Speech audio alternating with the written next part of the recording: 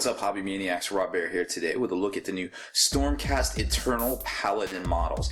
Now, these are basically like, the Billy Badasses of the Stormcast factions. They have all sorts of heavy weapons depending on, which particular subset of models you choose to build out here. You got the Decimators, the Protectors, and the Retributors, and they all have some really interesting stuff that they bring to the table. Now, they have their Prime models right there, and right there, that are also, basically the sergeants of the squad that, really kind of bring it all together for those models. Obviously, they're the most dynamically posed as well. And it's, it's really interesting kind of what's going on with the whole fluff, because we start seeing more and more models and things like that. And it's almost like we're, in on the ground floor of, like Rogue Trader era for 40K, 1988, or, first edition, straight up Harry the Hammer back in, 83 for fantasy. So it's a really exciting time, and obviously the models are, way better done, as far as that. The design and everything doesn't even hold a candle to the stuff from way back then, the little pewter miniatures that can't even hold this kind of detail. But, obviously there's a price difference as well, but it is what it is. The past is the past. But this kit's really interesting. It comes with a bunch of sprues and a bunch of different options for making these guys, obviously. Now, it's really cool kind of how they do the sprues themselves and the actual assembly. You get the manual there, and of course all the war scrolls come on it as well, which is really neat. You get your little decal sheet, boom, and there's the manual, and we'll go over that in a second. 40mm bases times 5, and your 3 sprues, which is really interesting for them to do, because usually a 3 sprue kit is a little bit more expensive than kind of what this one runs. But we'll take a look at that in a second, because there's some interesting design elements in there that I definitely want to talk about. So here are the 3 different basically subtypes of the Paladins that you can build with this kit. You got the Retributors, the Decimators, and the Protectors, right? So right there's all your primes. Now, obviously, if you look at this picture, kind of like it's one of those magic eye pictures, you'll notice that these guys are all pretty much the same pose. They share the same weapon hefts, so to speak, with each other, whether it's a hammer or the thunder axe right there, or what's going on there is also exactly right there, just a different heft. So there is that, and of course right up here as well. And then when you get down to the Protectors, they have completely different arm sets. You can tell by looking at them that it's staggered a little bit more. Now, to get this kind of like, I guess, for lack of a better term, presenting kind of positioning with the models, they do kind of like a 2-part leg set. So it's like cropped off at the knee on one of the legs, just to kind of have it basically just kind of chilling there, kicked out, and able to support the weight of the model. So here's the instruction manual. Right there's the primes, the 3 primes: Retributor Prime, Decimator Prime, and Protector Prime. And obviously, like I said, right here, you've got the stuff separated at the knee joints, which is really interesting. The shoulder pads in here are also very interesting as well. Now, these guys, you have to be very careful when you're clipping these out, that you do it in the particular order, you're doing all the pieces so everything goes together. There's 1 set of legs, there's 1 set of torsos, there's 2 different sets of arms that go together to form basically whichever one you're going to do. There's like 20 different heads that you can use in here, so that's kind of up to you at that point. So here's all the different options. You can see basically you're just swapping the weapon heads here. And then here's some of the special stuff that we talked about in the reliquaries on their backpacks, so to speak. And then the shoulder pads, like which way they go on which pad. And here's a good look at the legs, like kind of like I was saying, like they kick out right here to get that dynamic posing. So there's the Paladins with the Star Skull Mace, depending on which ones you do, and the Retributor Decimators, and they show you here that it's the same set of arms with a different weapon head. We spoke on that already. And then you get back to here, and you can kind of see how it all goes together. And then the one last thing is going to be the Protectors right there. So there's the different weapon arms. So obviously, if you buy these, you're going to have, depending on which ones you make, you're going to have different weapon arm sets. You're going to have a bunch of heads left over. Now, what you want to do with that, obviously, these would make great Grey Knight conversions. I don't know if it's really worth going out of your way to do it, but it would be cool. Other than that, I don't really have a whole lot of uses for those particular weapons, just in my mind right now. Now, the one thing that's cool about these is you get the full rules in here for each one.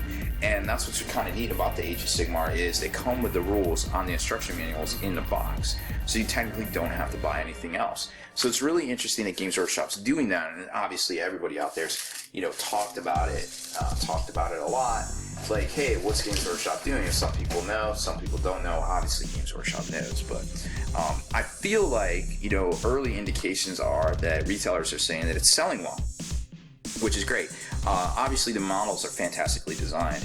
No shortcuts, things like that. No crazy computer slices. It seems very well done and thought out. Now here's the first sprue we're going to take a look at here with the different arms, and then you've got the prime arms just kind of chilling here. Then you've got the weapon arms here, and be careful. Like I said, make sure you're doing the left and right ones as a set together. So you've got these and these. Flip it to the back here, you can kind of get an idea of some of the heads, the head options that come with this right here. And there they are. Well, that's pretty much it. The torsos are down there at the bottom. But very, very well designed, very good styling, I feel like. And then here's some of the weapons themselves. Now you've got, to make the maces, you have to do a two-part kind of thing, and you can kind of see it here with the weapon heft and then the head, and they lock together. And there's some more for the hammers. They're two-part, left and right. Then you've got the legs right here that we talked about that lock together at the legs, or excuse me, at the knee joint. And then some more heads. Like I said, there's about 20 different heads in here. And then you got the protective weapons. Boom, there they are. So again, really cool stuff. And the little heraldry badges, I guess, purity seals for lack of a better term, to kick it over to 40K. And then here's the last sprue where the reliquary backpacks right there. Very cool looking stuff. I could definitely see those in place on some 40K models. And then you got the badass shoulder pads all across the top, and they lock on to these pieces right here, right over top of those. So there's that. So back to them. Then you've got the protector weapons and more shoulder pads as well, just kind of depending on which one goes on what shoulder, and some more of the leg pieces. So none of these sprues are identical, so you don't have to worry about well, I guess you do have to kind of worry about it because it doesn't make it easier to clip down and assemble. It almost makes it a little bit harder. So you want to make sure, depending on which ones you decide to do, if you do the decimators or the retributors, then you want to make sure that you get the specific sections of the sprue cut out, because they are interchangeable. And then the protector ones are the ones on the outsides of the sprue, those big spear looking things. So there's it just kind of gives you an idea of where to look on the sprue there. It's very dynamic styling. I think for the most part, this is a really good thing. Obviously next week we're going to start kicking over to the corn stuff and more of the chaos as they kind of fill out that line. And then I'm sure we'll see some splash kind of fill-ins of some reprints of, some existing fantasy line. Like, I would imagine, judging by what was in the White Dwarf this week, that we'll see probably some Skaven soon.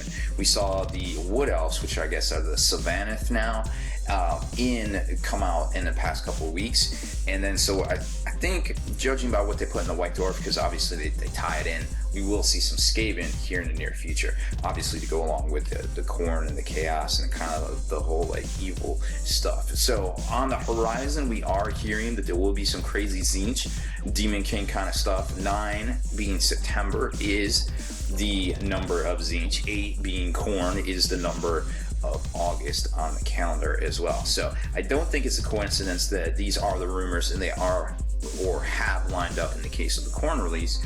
I think it's very well calculated by Games Workshop. They did Dwarfs for Warhammer Fantasy, came out in February because February was the shortest month, ha ha ha, get it. But, and they even made a joke about it in the White Dwarf a couple of months later. So when you start seeing these little Easter eggs of releases, that sometimes they just do things on the whim, or maybe they kind of schedule it in and it all kind of goes together. It kind of comes a little bit more, I guess, there's a little bit more prescience to it, so to speak, of kind of picking and choosing what's going on. And obviously it helps that there's these rumor mongers out there talking about stuff way ahead of time. We're hearing Tau, we're hearing, the Zinch stuff like that. So I think that's true. I think we will see it. It's going to be very interesting. We know Horse Heresy is on the way. It's going to be very interesting stuff for the rest of 2015, I feel like. So if you haven't tried Age of Sigmar already, I definitely recommend it. It's a fun game, fun, fast. You can get 3 games in at the time it would take to play a single game of Fantasy, I feel like. And there's all sorts of different ways out there to quote unquote balance it if you really crave that, or just play with your opponent, play with your buddies, just have some fun with it. Just be like, hey, I'm gonna bring this. Okay, I'll bring this. All right, cool. I'll bring a war scroll in a battalion. All right, cool. I'll bring a war scroll in a battalion.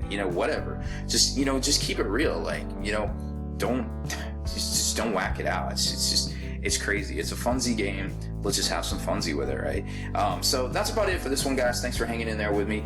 This is a really cool release. I really like these guys. I think the designs have come a long ways, and I can't wait to see what they do next for the Chaos stuff, because I am jonesing for some plastic flesh hounds. Holy cow. All right, so that's it for this one, guys. Make sure you stay in the trenches, subscribe to this YouTube channel, check out the blog, spikybitsblog.com, and head on over to thelongwar.net. That's the home of the Battle Reports for exclusive content and early access videos, and now a few discounts from major manufacturers out there and retailers as well. Become a veteran of the Long War today.